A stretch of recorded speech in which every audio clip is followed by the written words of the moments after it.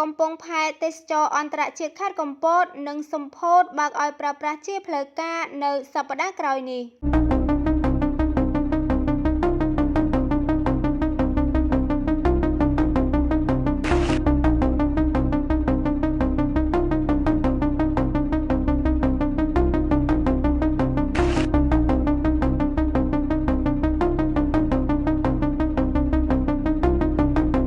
កាលពីរសៀលថ្ងៃប្រហ័សទី17ខែមេសាឆ្នាំ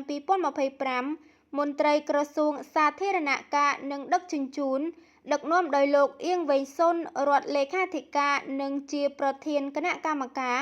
បានដឹកនាំកិច្ចប្រជុំគណៈកម្មការត្រៀមរៀបចំពិធីសម្ពោធបើកឲ្យប្រើប្រាស់ជាផ្លូវការកំពង់ផែទេសចរអន្តរជាតិកំពតដែលក្រុងនឹងប្រព្រឹត្តទៅនៅថ្ងៃទី21ខែមេសាឆ្នាំ2025សប្តាហ៍ក្រោយនេះក្រោមវត្តមាននាយករដ្ឋមន្ត្រីនៃកម្ពុជាកិច្ចប្រជុំរៀបចំឡើងក្នុងគោលបំណងដើម្បីពិនិត្យលើវឌ្ឍនភាពនៃដំណើរការរៀបចំដែលបានផ្ដល់ជូនដល់សមាជិកសមាជិកាគណៈកម្មការនិងអនុគណៈកម្មការសម្រាប់ត្រៀមរៀបចំពិធីសម្ពោធបើកឲ្យប្រើប្រាស់ជាផ្លូវការកំពង់ផែទេសចរអន្តរជាតិកំពតដើម្បីជំរុញបញ្ចប់ការងារដែលនៅសេសសល់ឲ្យបានរួចរាល់តាមផែនការដែលបានគ្រោងទុកកំពង់ផែទេសចរអន្តរជាតិខេត្តកំពតសាងសង់នៅលើផ្ទៃដីទំហំ4ហិកតា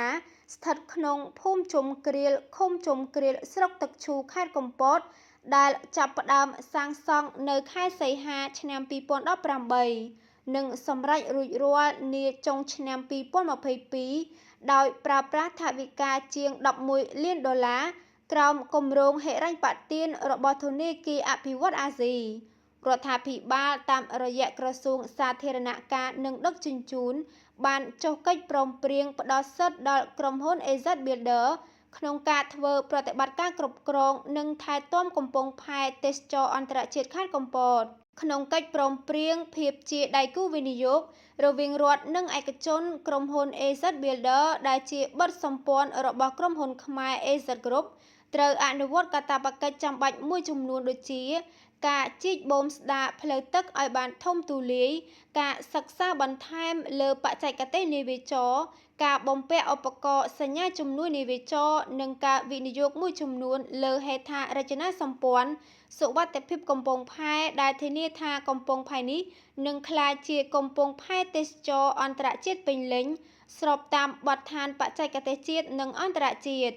បើតាមមន្ត្រីក្រសួងសាធារណការនិងដឹកជញ្ជូនកំពង់ផែទេសចរអន្តរជាតិខេត្តកំពតអាចតភ្ជាប់ប្រព័ន្ធផ្លូវទឹកដ៏សំខាន់រវាងខេត្តកំពតខេត្តព្រះសីហនុខេត្តកែបក៏ដូចជាតភ្ជាប់ផ្លូវនាវាចរសមុទ្រជាមួយបណ្ដាកំពង់ផែទេសចរនៅកោះត្រល់ប្រទេសវៀតណាម